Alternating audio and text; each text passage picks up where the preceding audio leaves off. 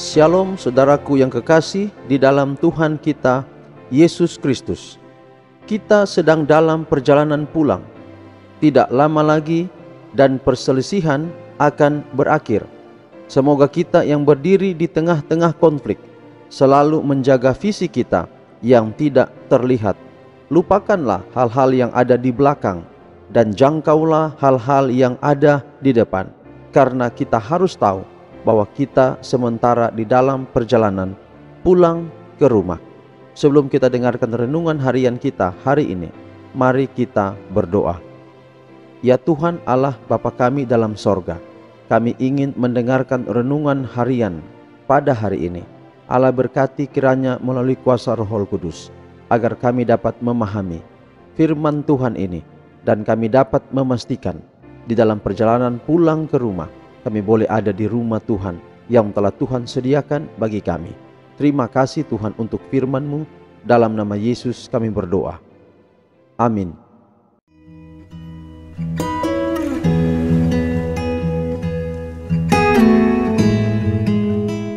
Renungan harian pulang ke rumah sepanjang bulan Maret ini berjudul Penyerahan Diri dan Penerimaan. Dan judul renungan harian kita hari ini adalah Dalam Bayang-Bayang Salib. Tetapi aku sekali-kali tidak mau bermegah selain dalam salib Tuhan kita Yesus Kristus. Galatia 6 ayat 14. Mari kita ikuti keterangannya. Mereka yang berjalan dalam bayang-bayang salib Golgota tidak akan meninggikan diri, tidak akan menyombongkan diri karena mereka telah dibebaskan dari dosa.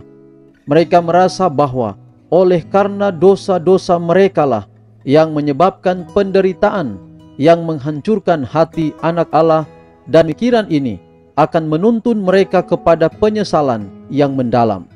Mereka yang hidup paling dekat dengan Yesus melihat dengan jelas kelemahan dan keberdosaan manusia, dan harapan mereka satu-satunya hanyalah jasa-jasa juru selamat yang tersalib dan yang telah bangkit kembali itu.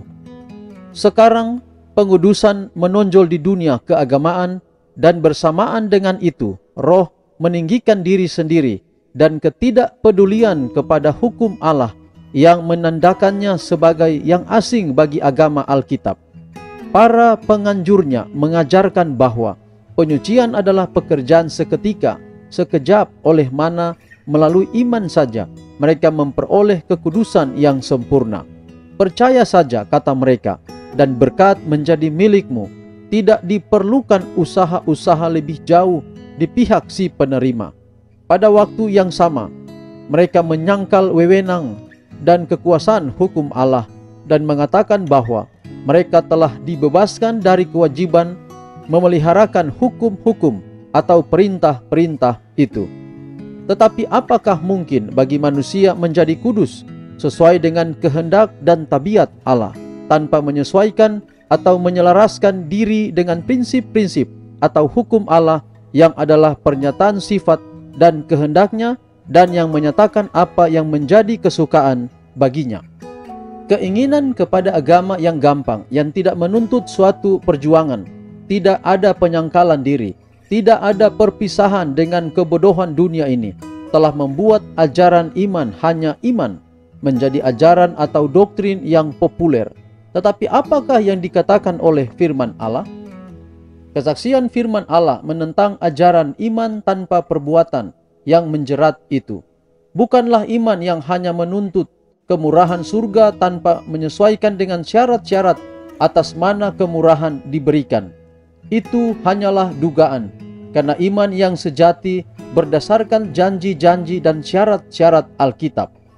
Jangan seorang pun menipu diri sendiri dengan kepercayaan bahwa mereka dapat menjadi kudus, sementara dengan sengaja melanggar salah satu tuntutan-tuntutan Allah. Perbuatan dosa yang diketahui atau disengaja mendiamkan suara roh dan akan memisahkan jiwa dari Allah. Kita tidak dapat mengatakan seseorang suci tanpa mengukurnya dengan satu-satunya standar kesucian baik di surga maupun di dunia. Alfa dan Omega jilid 8 halaman 493 494. Mari kita berdoa. Ya Tuhan Allah Bapa kami dalam sorga, terima kasih untuk firman Tuhan melalui renungan harian di hari ini yang telah kami dengarkan. Kiranya boleh menjadi berkat di dalam kehidupan kami, dapat menuntun kami di dalam perjalanan pulang ke rumah. Peliharalah kami sepanjang hari ini, di dalam setiap rencana dan di dalam setiap aktivitas kami. Kiranya selalu sepadan dengan setiap rencana Tuhan. Di dalam nama Yesus Kristus kami persembahkan doa ini. Amin. Demikianlah saudaraku yang kekasih, renungan harian yang telah kita dengarkan pada hari ini.